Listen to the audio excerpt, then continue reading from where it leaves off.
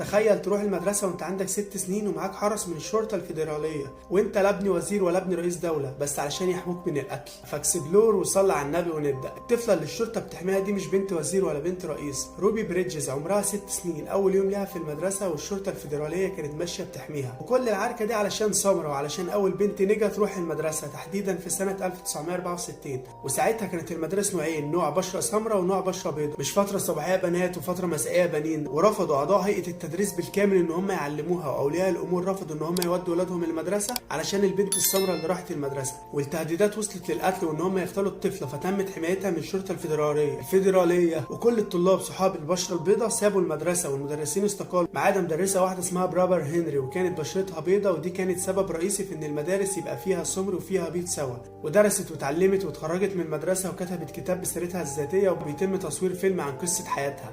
لايك وفولو عروش واعمل كومنت فرفوش.